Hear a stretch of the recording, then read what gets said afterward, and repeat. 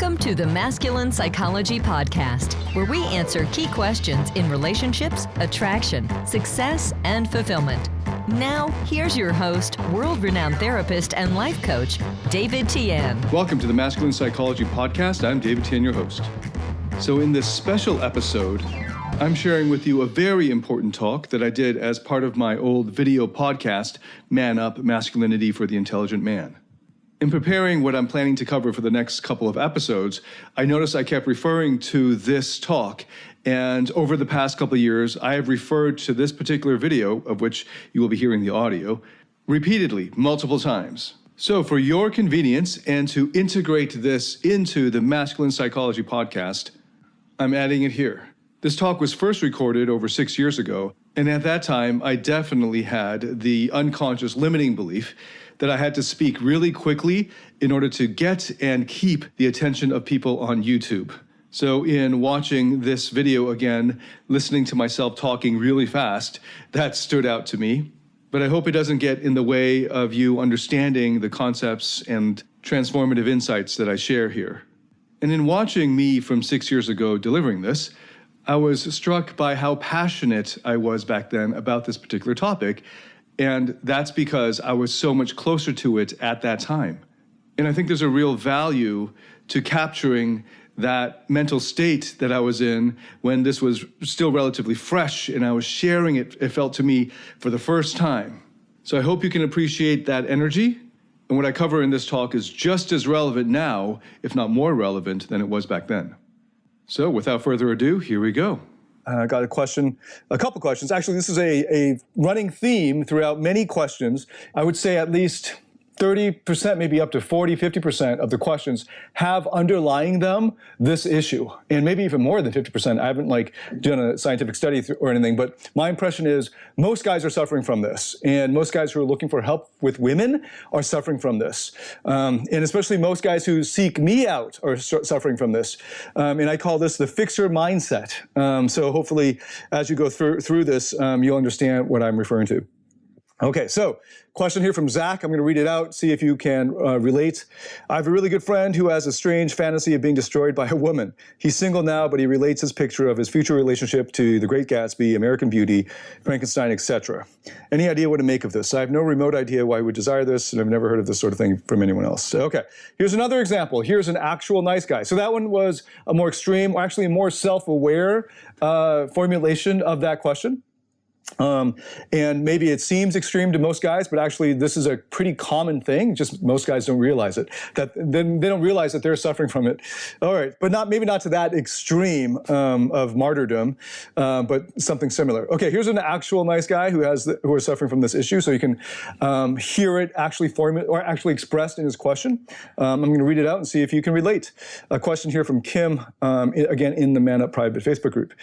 Just having a mental breakdown. So me and my ex-girlfriend still live together, but she's moving out in a few days' time, and she's just now meeting and dating another guy. Okay, so she told me she doesn't want to hurt my feelings, but she can't do anything anymore. So I said, if you don't want to hurt my feelings, why it's so easy to leave and go? I just had a mental breakdown. The person I really want to spend my time with and cuddle every night is now gone. I really do care, but now I don't know. I just cried so bad, and I don't know what to do. I'm trying to find maybe someone who's understanding, but I think I still really love my ex-girlfriend. I know it sounds stupid, but I gave up everything for her. This is an important part. Let me just repeat that. I think I still really love my ex-girlfriend, even after she dumped my ass, stayed in my place while bringing other dudes home. Okay, so let's just get clear on that. And he says, but I gave up everything for her. This is a very common thing. I gave up everything for her, and I feel like everything is lost. Questioning myself, where did I go wrong? Never been in this kind of situation before. It's just too much heartache. Why some people don't appreciate your effort. Okay, she doesn't appreciate my effort. There's another formulation. There's another way to put it. I keep using that word, formulation. It's been a year. I just wanted to be with someone you know how to return the favor. I just wanted to be with someone who knows how to return the favor, even if you're not expecting anything back. Okay, so he's not expecting anything back from the girl, but he just wants somebody who will return the favor. Okay, even though the logic is a little bit convoluted, the important part I want you to realize, to notice, is he says, even if I'm not expecting anything back. So he's going into this saying, I'm not expecting anything from her. I'm willing to give her everything. Okay, so We are just humans. We get tired, but for now, I'm trying to accept the situation. All right, how can I move on? I'm trying so hard. I'm glad that I'm busy working at my new job. When I have time to go to the gym and train, yeah, that's fine. Then after, I still miss her and pretend that I'm still with her. Can someone help? Now, you might think that Kim's situation is not related to Zach's, and you would be wrong.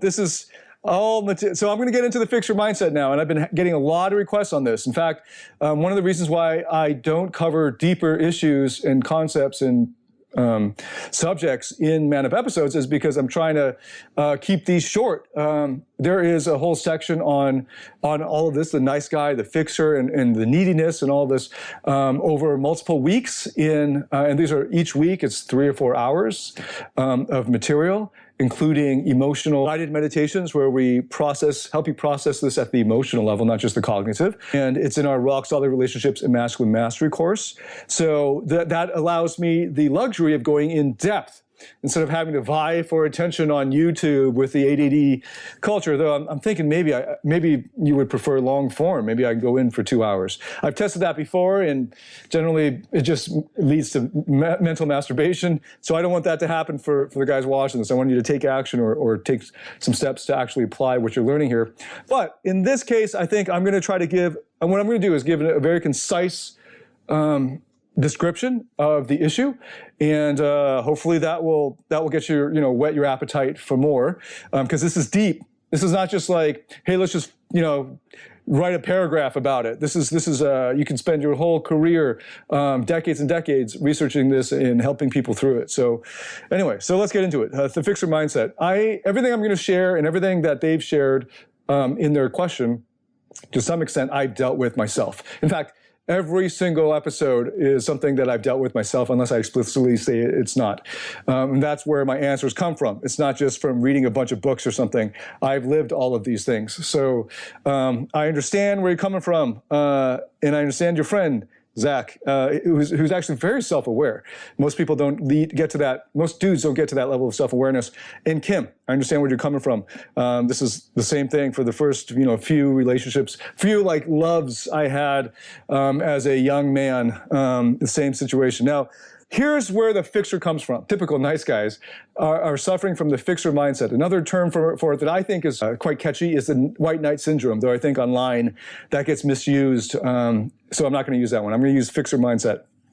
And it's something that goes back to your childhood. So if you've ever been in a relationship where you have ever said anything after it's fallen apart or while it's falling apart, or if you've ever thought to yourself after a fight or any time in the relationship, I've given her everything, or I've done so much for her, or what else do I need to do for her? Then you're suffering from the fixer mindset, very likely. If you're a nice guy, if you consider yourself to be a good guy, and you have not done some deep work on yourself, then probably you're suffering from the fixer mindset.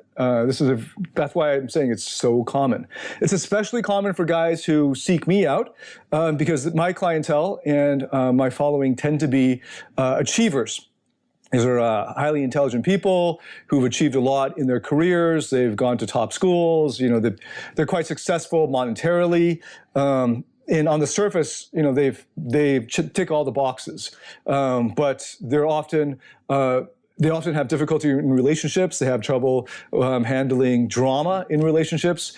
They have trouble attracting women when it gets to flirty banter. There are plenty of women, maybe, if he's got the rest of his life together, who want to settle down with him, but he has trouble getting into casual relationships and just having some fun and flirting and creating attraction. So, at the root of all of these issues is the fixer mindset. What is this? What is this? It goes back to your childhood. And yes, I went there, but I'm not going to get into Freudian things. But at the very basic level, we can get a lot deeper. But the very basic level, when you were a baby, you popped out of the womb. Anything you did, if you had a loving family or an average family, anything you did was considered cute and worthy of attention. So, the first time you spoke, everyone was like, "Wow, this is amazing." When the first time you walked, that doesn't happen anymore for you as an adult. Even when you peed, people would still love you. They'd think it's almost cute to change the diapers, maybe, right? So you can pee on somebody and they just clean it up and would not blame you or anything, get mad at you or anything like that. But as an adult, you can't just go around peeing on people. They'll be pretty pissed. Right? So it's not that, so there's a big disconnect now in the way you're being treated by the world. And when you're a baby, your primary caregivers are where you look for your approval and affection, because literally you are needy physically, not just needy emotionally. So if you don't get the love and care from adults, the ones who are taking care of you, then you will die. So we're evolutionarily programmed, hardwired, adapted to appeal, to be looking for the love from our caregivers, because if we didn't, we wouldn't be able to survive. Okay, so that's fine. That's at the very basic level. After you get big, all right, so you grow to a certain age, and for some of you, the trauma happened much earlier. And then, if you're the victim of baby abuse or child abuse, but at some point, usually around the year and a half or 2 year mark, this is where the terrible twos comes. You realize that just when you want to pee or whatever you want, so as a little baby, whenever you're hungry, you just go, wah, wah, wah, and people try to figure out what's wrong, and they'll try the milk, right? So if you're hungry, you go, wah, wah, wah, and somebody, this tit comes out of nowhere, and you're just like, oh, okay, and it feels like you can control the tit by just going, wah, wah, wah, and this tit comes and gives you this delicious food.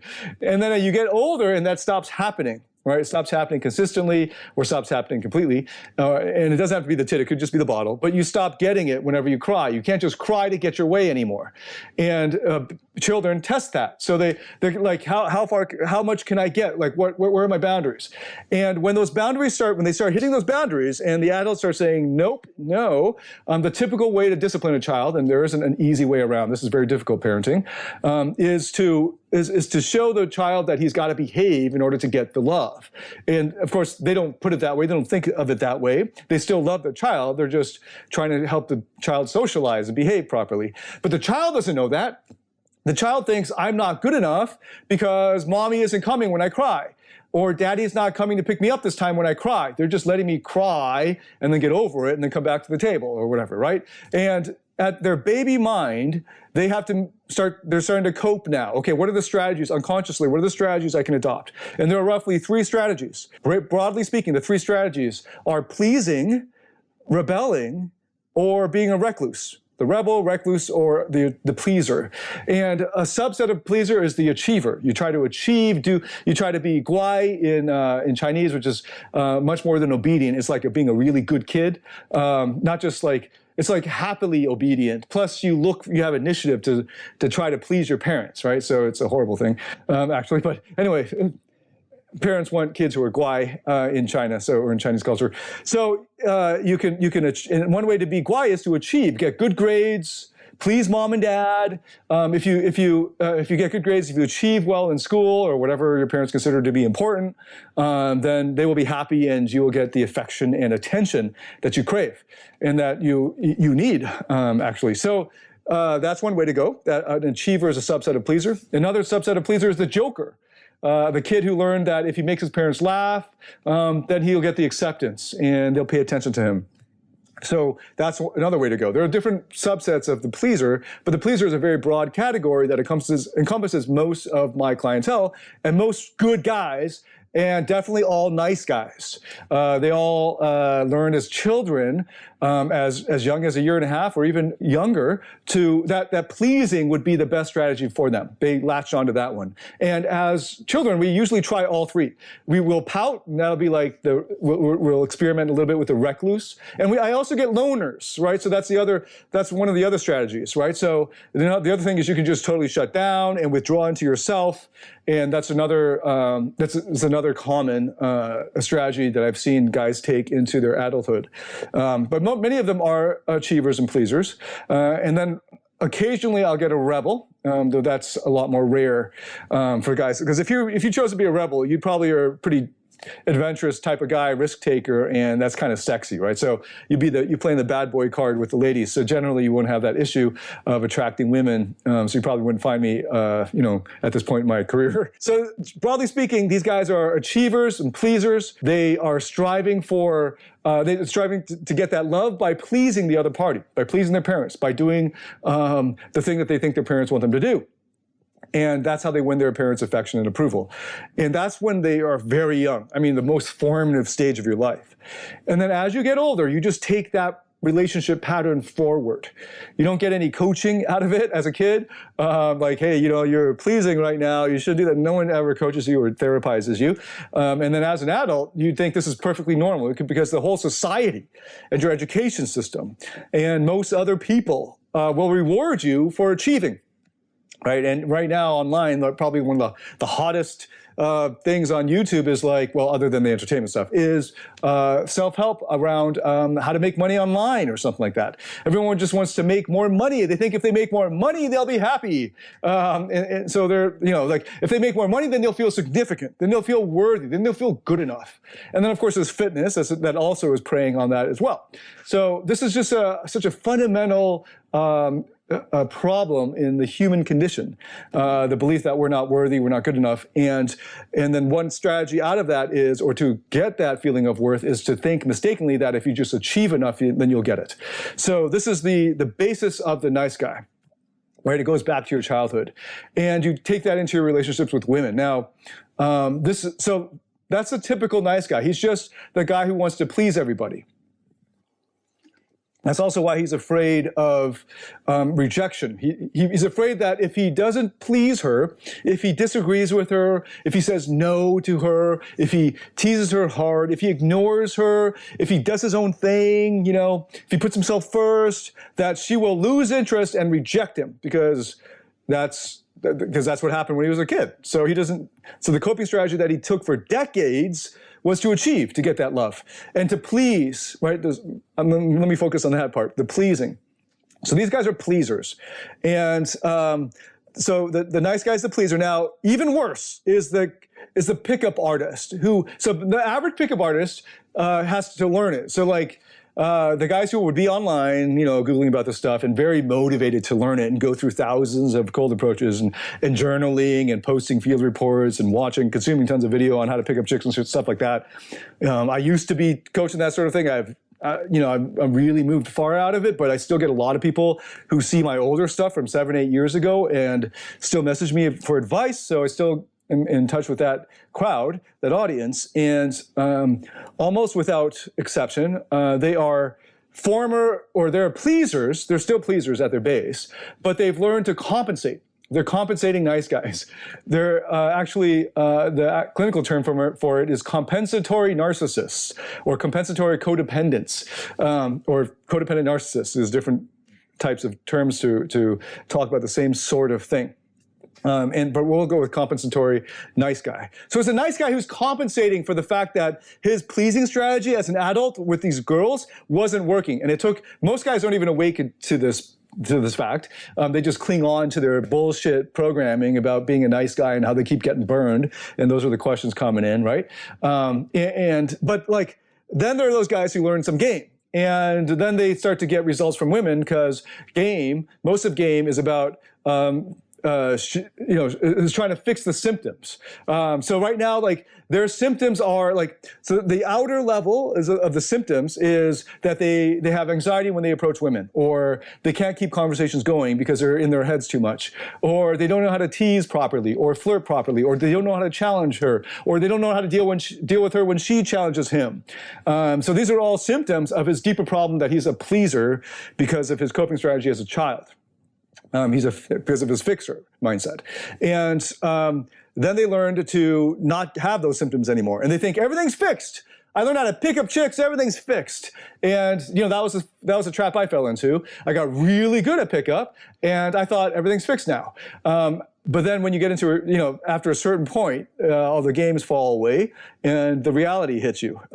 Because here's the issue. It's sort of like we'll go back to the symptoms analogy. It's like you have this disease, or maybe you have this wound, okay? And it's rotting because you haven't treated it. But instead of actually treating it or getting the surgery or dealing with the wound, the problem itself, instead of dealing with the problem itself, you just put Band-Aids over it, or you take drugs that are palliative and they just numb the symptoms. And so you don't feel the pain and the bleeding stopped because you started putting all these Band-Aids over it and you think everything's fine. but actually inside it's still rotting and it's getting worse. And you're going to have to, well, let's use my arm. You're going to have to amputate it because you haven't dealt with the actual issue. You just numbed yourself and covered over the problem. And that's why the compensatory nice guy is setting himself up for an even deeper fall. I'm going to talk about in another episode what type of girls these guys will attract as a result, and what type of women the nice guy will attract as a result. You know, what type of women would a fixer be attracted to, and what type of woman would respond to a fixer. That's a really deep issue, but I'm just focused on the fixer for now. And the compensatory fixer, the compensatory nice guy, the nice guy who learned some game and is papered over the symptoms, but still rotting inside emotionally and hasn't dealt with his core issues yet, he's going to actually bring into his life more extreme women, more drama, more and all that you'll see this. So these nice guys, they end up, well, let's just preview the type of girls nice guys attract. They end up bringing in women into their lives who need rescuing. I mean, a rescuer is going to look for somebody who needs to be rescued. That's why actually, when you're a fixer, you're not generally attracted to women who have everything together. Not sexually attracted. Like they'll be your friend, they'll be your sister, but like an achiever especially, he's looking for a wild girl. He's looking for a dramatic girl because those girls need fixing. At the unconscious level, he sees that and is attracted to that. And of course, a wild girl will also be sexy and fun and everything that he's not, because a pleaser can't be fun. He's uptight. He's got to be to please everybody. An achiever can't be that fun because he's got to be uptight to get all his homework done and get everything on deadline and so on.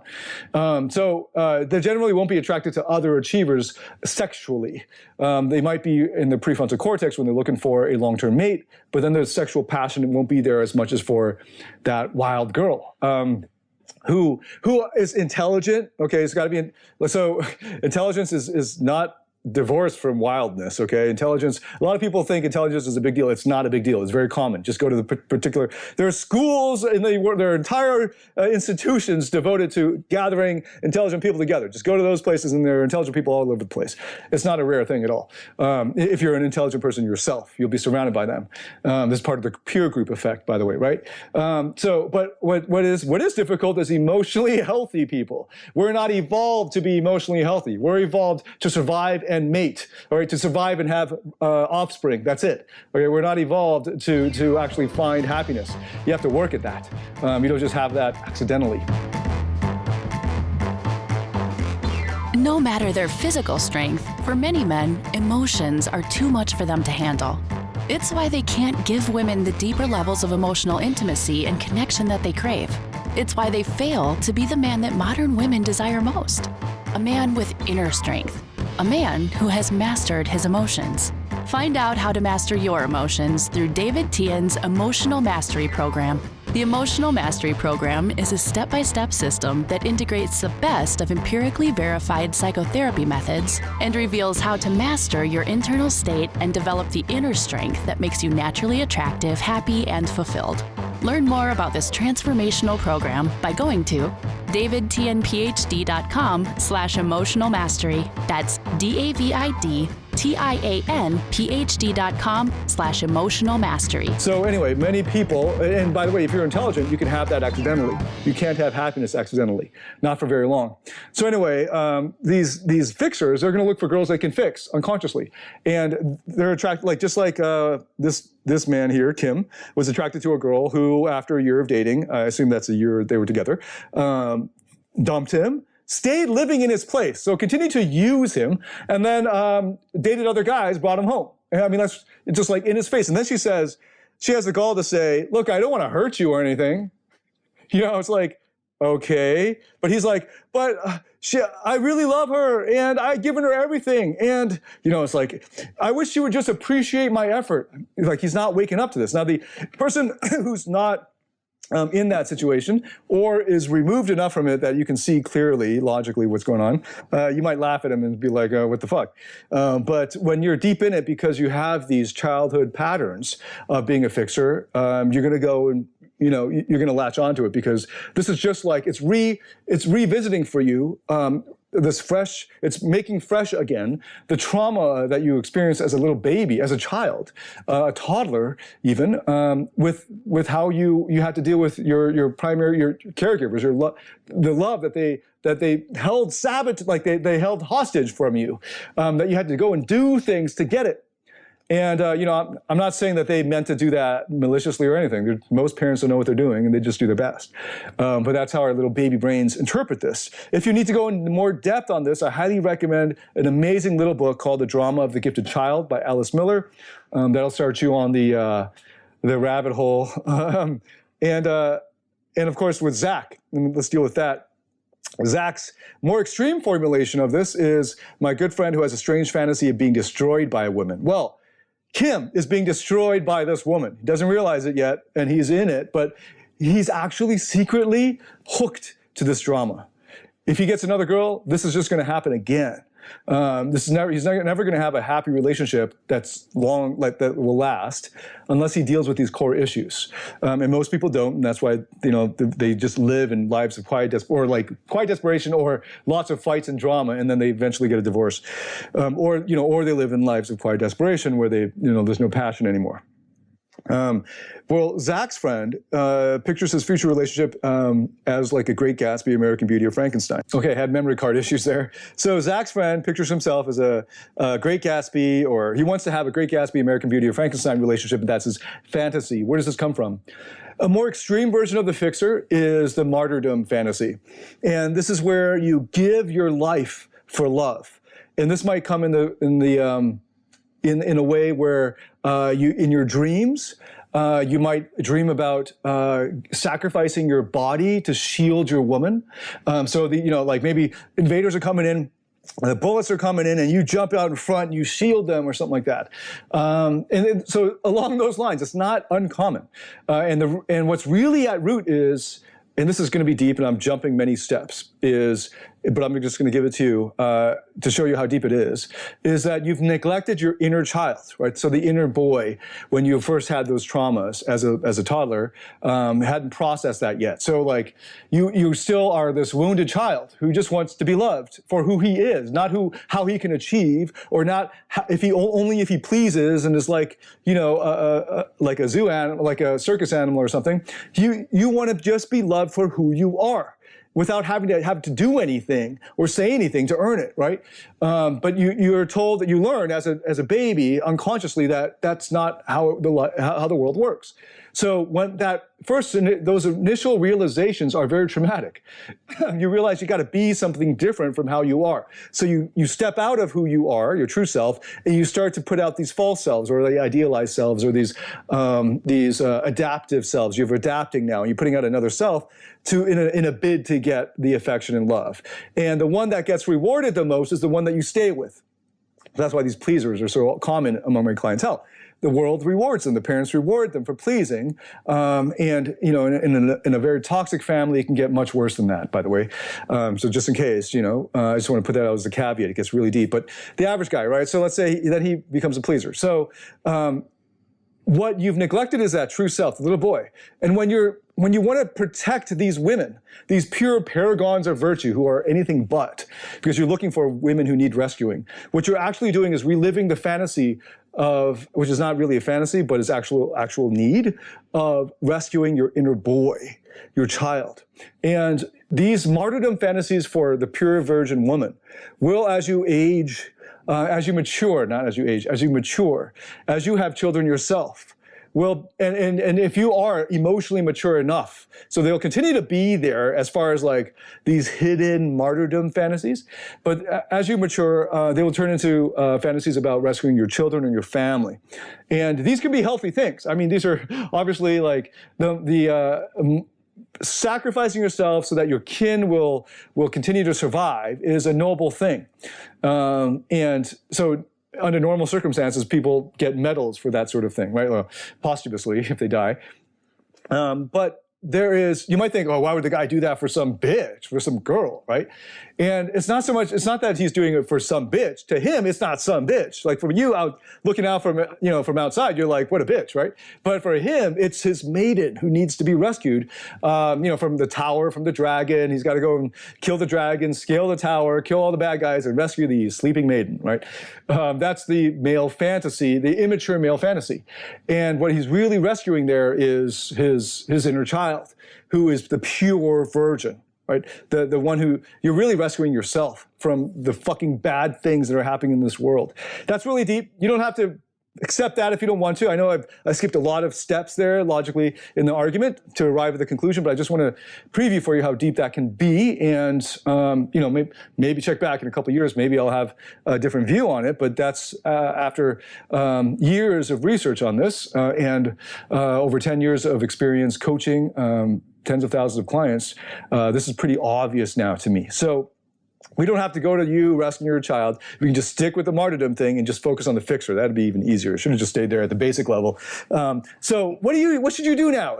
Because you're going to continue to be in relationships where you look for women that who need fixing. It doesn't even appeal to you sexually, emotionally, unless you can rescue her. You're actually going to be the fixers, the nice guys. They're always attracted. They think it's like they have high standards because she's got to be hot or wild or whatever. And I'll get to this in the next video or one of the future episodes.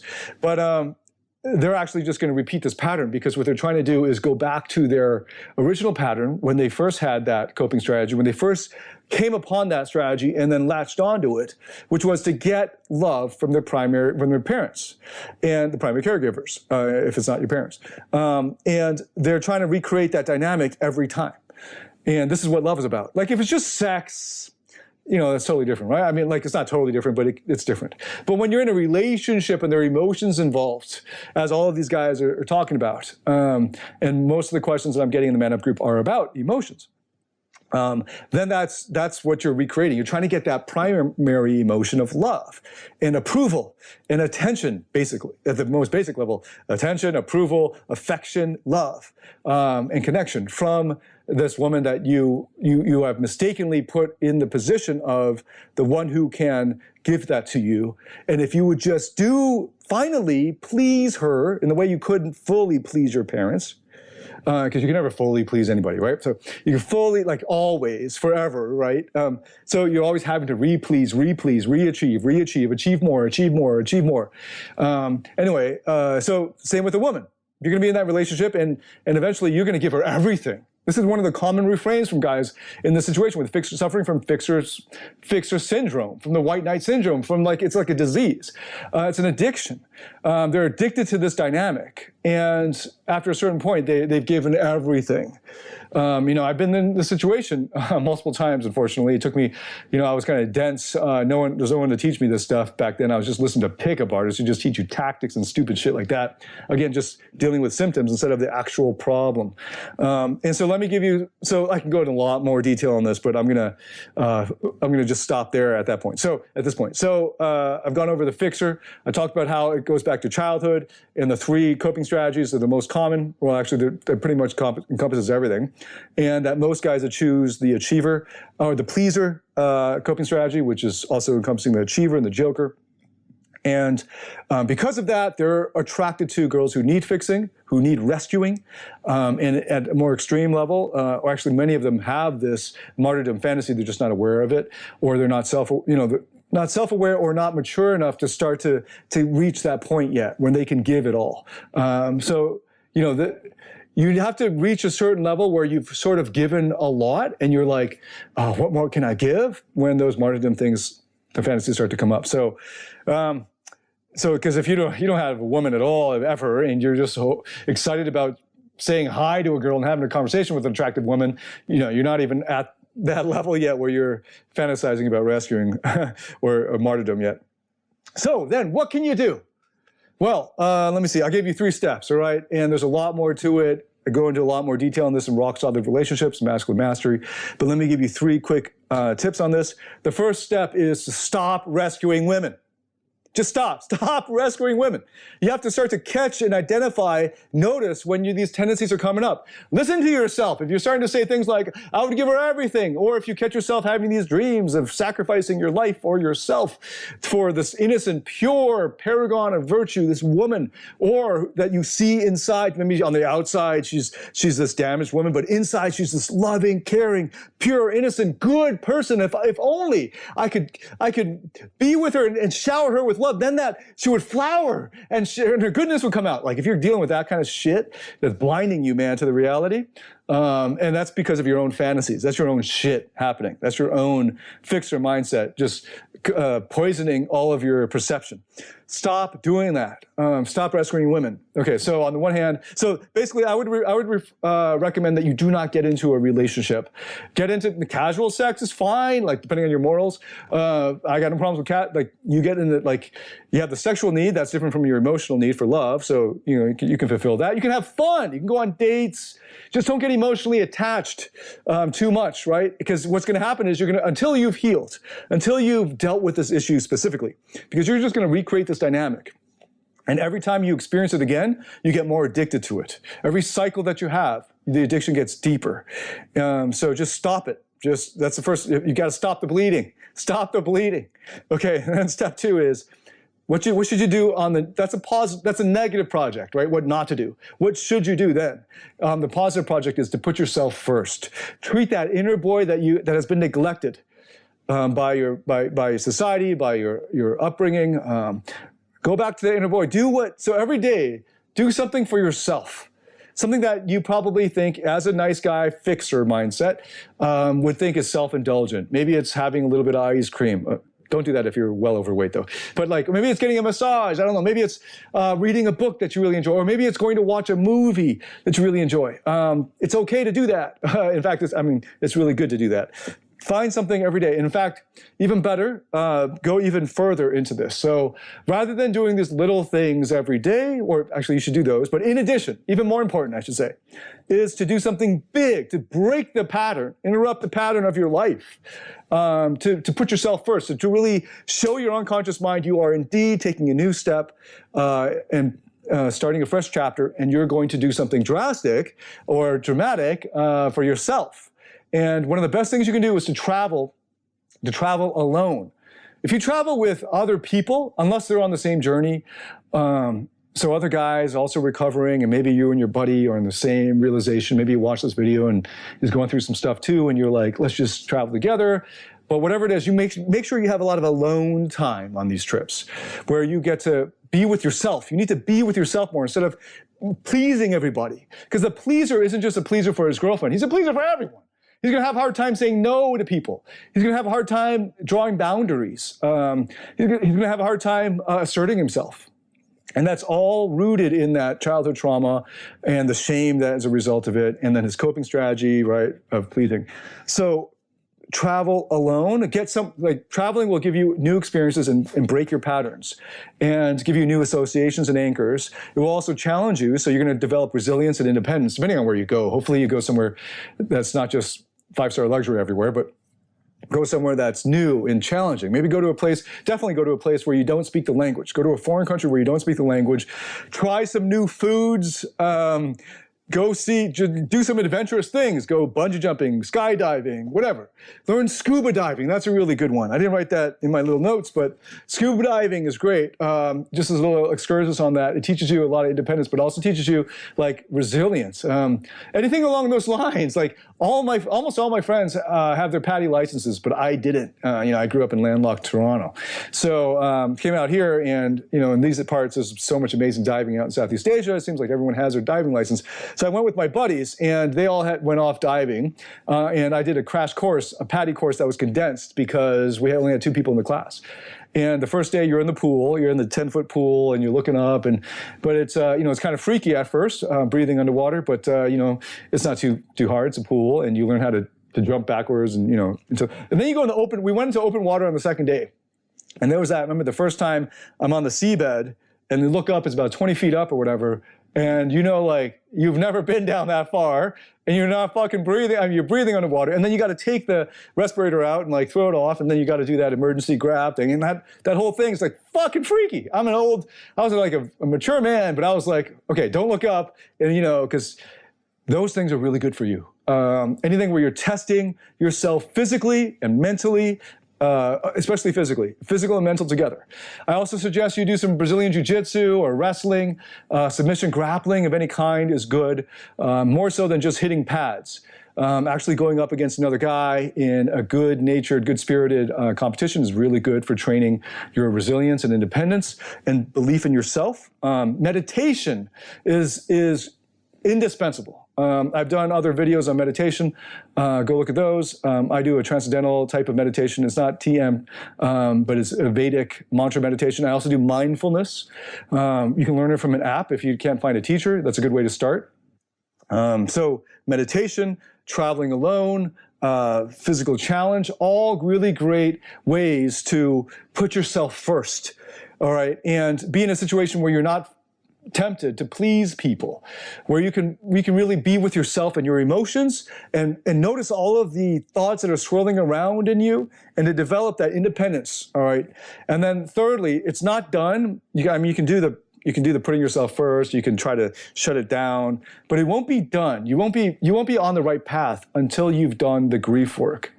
And because this is the reason why is because there are different levels of consciousness, just like we have different parts of the human brain, right? So the prefrontal cortex, this is very common knowledge now, at least the two system 1, system 2, Daniel Kahneman, Nobel Prize winning economist, blah, blah, blah, right? So Jonathan Haidt, another easy way to get into this literature, happiness hypothesis.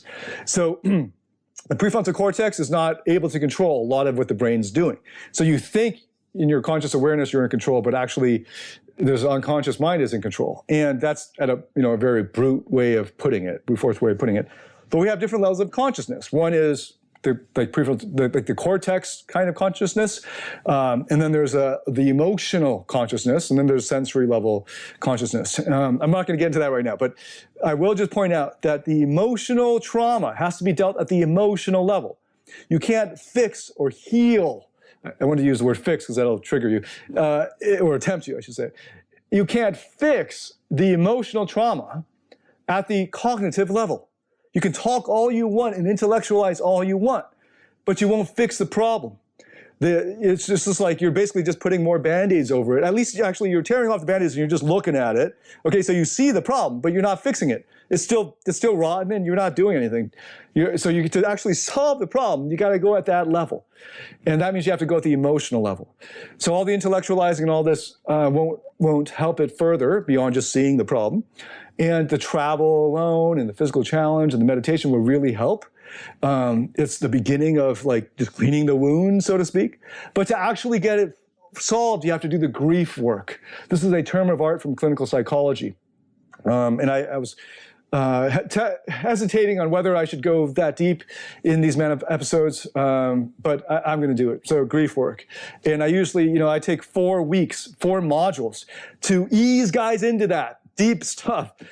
It sounds very sexual, isn't it? To ease guys into the deep concepts in rock-solid relationships and masculine mastery, to moving them into grief work. We begin to do grief work at a basic level by the 2nd and 3rd week, and in the deeper level in the 4th week, and then they can come back to it. And another way to do it is to get a therapist or a counselor. And if you do that every week, the average person, the average adult, seeing a psychotherapist, the average achiever especially, like a really smart go-getter guy who's making 6 figures, in his 30s and just, real go-getter, he could really benefit from therapy. Actually, even more so than the guy who's not achieving very much. So you're doing that every week, and maybe 8 weeks later, you start to really see the problem solving there. I mean, like the problem being fixed. Average therapy rates are like $200 an hour. So, if you want to kickstart it, I made a course. Of course, that doesn't replace actually ongoing monthly or yearly counseling support. But it definitely is an amazing way to jumpstart it and to introduce you to how to do this. So, to summarize it, The fixer mindset plagues every nice guy. It's based on his childhood coping strategies that he latched onto and then took into his adulthood through the decades. He is now recreating this dynamic with every woman, every significant target of affection and approval that he's attracted to. So he's going to continue to create this dynamic unless he fixes the problem, unless he stops the bleeding. And that led into the 3 steps you can take. One is to stop the bleeding. Just stop pleasing and rescuing and fixing women. All right, and you're not going to be sexually attracted yet unless you've done the other 2 steps to women who don't need that rescuing, because it just won't be, they won't have any chemistry. Your neuroses don't match their neuroses. Chemistry happens when your neuroses match.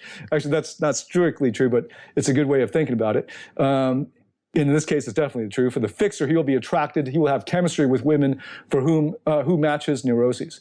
So you're not going to get that attraction with the girl who's got it all together. She's going to be boring and sort of straight-laced for you. And I'll get into that hopefully in another episode. Then the step 2, so you got to stop the bleeding though. So stop rescuing women and preferably not committing into long-term relationships anymore for the time being. And then the second is to put yourself first. You can do that through traveling alone, treating yourself to things that you've been putting off. And it includes physical challenge. It includes meditation. All right, and then the third step is the grief work. And as I pointed out, I have courses that lead guys through it. You can also get a counselor or therapist, a good one. There are a lot of bad ones out there, just like there are a lot of bad fitness trainers out there, but there are some really great ones. So make sure you get picky and you find a good one that matches you and is very empathetic with you, and commit to it. You're going to need, the 8 weeks at least to start to see those results. So stick with it. So there you go, the fixer mindset. It plagues every nice guy. It plagues every pickup artist who used to be a nice guy.